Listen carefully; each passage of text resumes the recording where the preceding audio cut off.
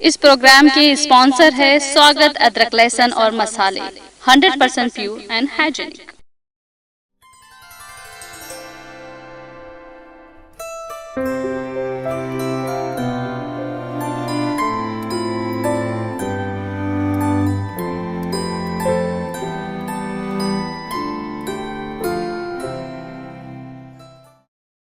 Hello आदाब, BBN channel के programme सितारों की आप बीती को लेकर मैं आपकी होस्ट खैर फिर हाजिर हूँ। हमेशा की तरह आज भी एक ऐसे ही कलाकार की जिंदगी की पूरी दास्तान जानेंगे। तो चलिए आइए शुरू करते हैं प्रोग्राम सितारों की आप बीती। आज प्रोग्राम सितारों की आप बीती में एक ऐसे एक्टर के बारे में बात करेंगे जिन्होंने फिल्मी दुनिया की चाहत नहीं की थी, लेकिन शायद किस्मत उन पर मेहरबान थी, इसीलिए वो फिर भी एक्टर बन गए। और जब कामयाबी ने एक बार उनका हाथ थामा तो फिर कभी उन्हें पीछे मुड़कर देखने नहीं दिया। बम्बई फिल्म इंडस्ट्री में इन्हें प्यार से दादा मुन्नी के नाम से जाना जाता है। जी हाँ, हम बात कर रहे हैं सदाबहार एक्टर अशोक कुमार की। फिल्मी दुनिया के सबसे शर्मीले हीरो माने जाने वाले दादा मुनि के नाम से मशहूर कमोद कुमार गंगोली और अशोक कुमार की पैदाइश बिहार के भागलपुर शहर में 13 अक्टूबर 1911 को एक मिडिल क्लास के बंगाली खानदान में हुई थी।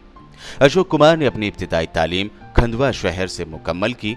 इसके बाद उन्होंने ग्रेजुएशन की तालीम इलाहाबाद यूनिवर्सिटी से मुकम्मल की, जहां उनकी दोस्ती शशाधर मुखर्जी से हो गई, जो उन्हीं के साथ पढ़ा करते थे। अशोक कुमार ने गुर्बत के कड़े दिन देखे थे, मगर उन्होंने सारी जिंदगी अपने दोनों छोटे भाइयों किशोर कुमार और अनूप कुमार को कभी इसका एहसास तक न होने दिया। बल्कि सच पूछिए तो इन दोनों की किरदार साजी और कामयाब आदमी बनाने में अशोक कुमार ने बहुत बड़ा किरदार अदा किया था। हालांकि इनकी जाती जिंदगी में नाकामियों के साए दूर दूर तक फैले हुए थे। उनकी बीवी शोभा से जिंदगी भर उनके इख्तलाफात रहे। शोभा मैनोज थी, यानी शराब की एडिक्ट थी, जबकि अशोक उनकी ये आदत छुड़ाना चाहते थे, लेकिन इख्तलाफात थे कि खत्म होने में ही न आते थे। अशोक कुमार 1936 में अपने आबाई शहर कोलकाता से नौकरी की तलाश में मुंबई आए, जहां बॉम्बे टाकीज नामी फिल्में बनाने वाली कंपनी में उन्हें लैब असिस्टेंट के ओहदे पर रख लिया गया। अशोक कुमार ने 1936 में बॉम्बे टॉकीज के फिल्म जीवन नैया से बतौर एक्टर अपनी फिल्मी सफर का आगाज किया। इस फिल्म में हीरो बनने के पीछे भी काफी दिलचस्प कहानी है। एक रोज डायरेक्टर हिमांशु राय मायूस से स्टूडियो में बैठे हुए थे। उनकी एक फिल्म की शूटिंग मुंबई टाकीज के तहत ही हो रही थी, मगर मसला ये था कि फिल्म के हीरो नजम हुसैन उन्हें बगैर बताए कहीं चले गए थे। लिहाजा उन पर झुंझुलाहट सवार थी कि इसी दौरान उनकी नज़र अशोक कुमार पर पड़ी, और तभी उन्होंने फैसला करते हुए अशोक कुमार से कह दिया कि अब इस फिल्म के हीरो तुम ही हो। ये फिल्म थी जीवन नैया। उन्होंने नए सिरे से फिल्म की शूटिंग शुरू की और यूं अशोक कुमार एक्सीडेंटल हीरो बन गए। इस फिल्म में अशोक कुमार ने अपनी आवाज में एक गाना भी गाया, जिसके बोल थे कोई हमदम ना रहा। बाद में अशोक कुमार के भाई किशोर कुमार ने 1961 में फिल्म झुमरू में यही गाना रिवाइव किया था।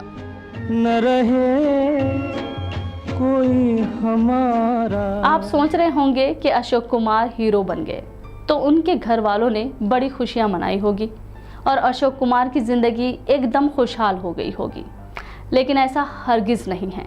अशोक कुमार के हीरो बनने के बाद उनके घर कैसा कोहराम मचा, आइए आपको बताते हैं। फिल्म में एक्सीडेंटल हीरो बने अशोक कुमार के घर वालों को जब इस बात का पता चला तो उनके घर में कोहराम मच गया। इसके साथ ही उनकी पहले से तय शादी भी टूट गई। उनके पिता अपने दोस्त के पास गए और अशोक कुमार के लिए नौकरी मांगी। उनके दोस्त ने अशोक कुमार के लिए 2 नौकरियों के ऑफर लेटर दिए। एक नौकरी थी इनकम टैक्स डिपार्टमेंट के प्रेसिडेंट की, जिसकी मंथली सैलरी थी 250 रुपए। इस नौकरी के ऑफर से अशोक कुमार के पिता काफी खुश हो गए और फौरी अशोक कुमार के पास जाकर उनसे एक्टिंग छोड़कर ये नौकरी करने को कहा। बेहद परेशानी के आलम में अशोक कुमार नौकरी के ऑफर लेटर के साथ डायरेक्टर हिमांशु राय के पास गए और कहा कि उनके पिता यानी वालिद बाहर खड़े हैं और उनसे बात करना चाहते हैं। इसके बाद राय ने उनके पिता को समझाया और फिर वो मान गए। थोड़ी देर बाद अशोक कुमार के पिता ने ऑफर लेटर फाड़ दिया और इस तरह अशोक कुमार ने राहत की सांस ली।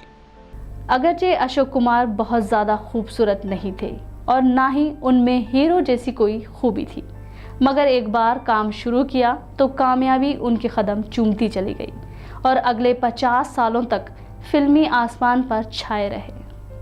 अशोक कुमार सब कुछ भूल सकते थे, लेकिन सुबह का नाश्ता नहीं। उनका कहना था कि पूरे दिन की कड़ी मेहनत करने के लिए ब्रेकफास्ट सबसे ज्यादा जरूरी है।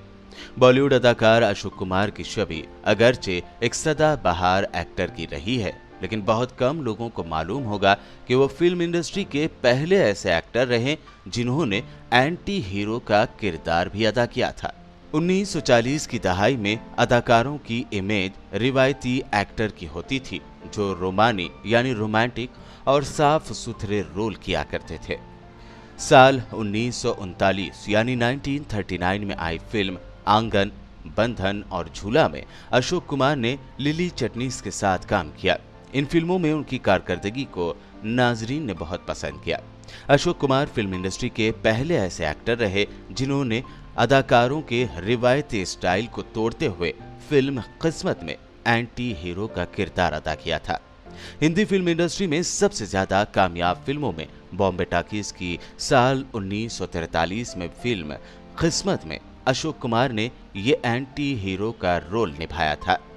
इस फिल्म ने कलकत्ता के चित्रा थिएटर सिनेमा हॉल में मुसलसल 196 हफ्तों तक चलने का रिकॉर्ड बनाया था।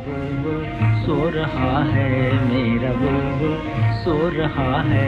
एक ऐसे वक्त जब अशोक कुमार फिल्म इंडस्ट्री में कामयाबी का सफर कर रहे थे, तब उन्होंने एक फैसला लिया।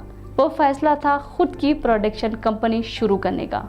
अशोक कुमार का यह फैसला सही साबित हुआ या नहीं, आइए देखते हैं।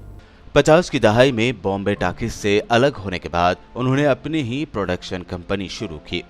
अशोक कुमार प्रोडक्शन के बैनर तले उन्होंने सबसे पहले फिल्म समाज बनाई, लेकिन ये फिल्म बॉक्स ऑफिस पर बुरी तरह फ्लॉप रही। इसके बाद उन्होंने अपने ही बैनर तले फिल्म प्राणिता बनाई। तकरीबन 3 साल बाद फिल्म प्रोडक्शन के शोबे में नुकसानात की वजह से उन्होंने अशोक कुमार प्रोडक्शन कंपनी बंद कर दी और फिर साल 1953 में आई फिल्म परिणीता की शूटिंग के दौरान फिल्म के डायरेक्टर बिमल राय के साथ उनकी कहासुनी हो गई। इसके बाद अशोक कुमार ने बिमल राय के साथ काम करना बंद कर दिया, लेकिन एक्ट्रेस नूतन के कहने पर अशोक कुमार ने एक बार फिर बिमल राय के साथ साल 1963 में आई फिल्म बंदनी में काम किया और ये फिल्म हिंदी फिल्म में तारीख की क्लासिक फिल्मों में शुमार की जाती है। अदाकारी में एकसानियत से बचने के लिए उन्होंने कैरेक्टर एक्टर के तौर पर खुद को मुख्तलिफ रोल्स में पेश किया और साल 1958 में आई फिल्म चलती का नाम गाड़ी में उनकी एक्टिंग का नया रूप लोगों को देखने को मिला। 100 बातों की एक बात यही है, क्या भला तो क्या बुरा कामयाबी में जिंदगी है। इस कॉमेडी फिल्म में अशोक कुमार की एक्टिंग बेमिसाल बन गई। साल 1968 में आई फिल्म आशीर्वाद में अपनी बेमिसाल अदाकारी के लिए वो बेहतरीन एक्टर के नेशनल अवार्ड से नवाजे गए। इस फिल्म में उनका मशहूर नगमा रेलगाड़ी बच्चों के दरमियान बहुत मकबूल हुआ। बीच वाले स्टेशन बोले रुक रुक रुक रुक रुक रुक रुक रुक क्यों इतनी सड़क। साल 1967 में रिलीज फिल्म ज्वेल थीफ में नाजरीन को अशोक कुमार का एक नया चेहरा नजर आया। इस फिल्म में वो अपने फिल्मी करियर में पहली मर्तबा नेगेटिव रोल में नजर आए। अपने इस रोल के जरिए वो बहुत फेमस हुए और इस फिल्म के साथ साथ अशोक कुमार के इस नेगेटिव रोल को भी काफी पसंद किया गया। अशोक कुमार ने 50 सालों तक फिल्म इंडस्ट्री में काम किया। उस दौरान उन्होंने जिंदगी के कई उतार चढ़ाव देखे, लेकिन हमेशा एक सुलझे हुए इंसान की तरह उन्होंने हर बुरे और सख्त आजमाइश के दिनों में यकीन उम्मीद का दामन नहीं छोड़ा और हंसते मुस्कुराते हर परेशानी से बाहर निकल आए। साल 1984 में दूरदर्शन की तारीख में अशोक कुमार एक नया सीरियल लेकर आए जिसका नाम था हम लोग। ये सीरियल काफी हिट रहा और इस सीरियल के जरिए अशोक कुमार बेपनाह मशहूर हुए। फिल्मों के अलावा अशोक कुमार ने छोटे पर्दे पर भी व्यूअर्स को बेहद एंटरटेन किया। दूरदर्शन के लिए ही अशोक कुमार ने भीम भवानी, बहादुर शाह जफर और उजाले की ओर जैसे सीरियल में भी अपनी एक्टिंग के जौहर दिखाए। अशोक कुमार ने 300 से ज्यादा फिल्मों में काम किया। अछूत कन्या, किस्मत, चलती का नाम गाड़ी, खूबसूरत और खट्टा मीठा उनकी कामयाब तरीन फिल्में ठहरी। इनकी खिदमत के एतराफ के तौर पर उन्हें 4 मरतबा film fair award, Dada Saheb Phalke और पद्म भूषण जैसे बड़े और मशहूर तरीन अवार्ड से नवाजा गया। 13 अक्टूबर 1987 को यानी खुद अशोक कुमार के जन्मदिन उनके छोटे भाई किशोर कुमार की मौत हुई थी। किशोर कुमार अशोक कुमार की 76वीं सालगिरह की तकरीब में शरीक थे कि अचानक उन्हें सीने में दर्द की शिकायत महसूस हुई और अस्पताल पहुंचने से पहले ही उनकी मौत हो गई। किशोर कुमार की मौत के बाद अशोक कुमार मजीद 14 सालों तक जिंदा रहे, लेकिन इस वाक़े के बाद फिर कभी अशोक कुमार ने अपनी सालगिरह नहीं मनाई, बल्कि जब भी उनकी सालगिरह आती किशोर कुमार की यादें ताज़ा कर जाती और वो सिर्फ मलाल करके ही रह जाते। आखिरकार मौत का फरिश्ता उन्हें भी अपने साथ ले गया। तकरीबन 6 दहाइयों पर मुश्तमिल अपने बेमिसाल फिल्मी करियर से नाजरीन के दिलों पर हुकूमत करने वाले अशोक कुमार 10 दिसंबर 2001 को हमेशा के लिए सबको अलविदा कह गए। जब भी किसी से मिलते तो चेहरे पर मुस्कुराहट और संजीदा रहते तो हाथों में सिगार, ये दोनों चीज़ें दादा मुनि की पहचान बन गए थे। दादा मुनि या अशोक कुमार ये वो नाम है जो बॉलीवुड की किताब में सुनहरे अल्फाज से दर्ज है। उम्मीद करते हैं बॉलीवुड की इस अजीम हस्ती की ज़िंदगी की पूरी दास्तान को समेटता हमारा ये प्रोग्राम आपको ज़रूर पसंद आया होगा। BBN चैनल के प्रोग्राम सितारों की याद बीती के अगले एपिसोड में फिर होगी मुलाकात एक नई हस्ती के साथ। YouTube पर हमारे चैनल को सब्सक्राइब करना हरगिज़ भी ना भूलें। फिलहाल आपकी होस्ट खैर को इजाज़त दीजिए। देखते रहिए BBN चैनल।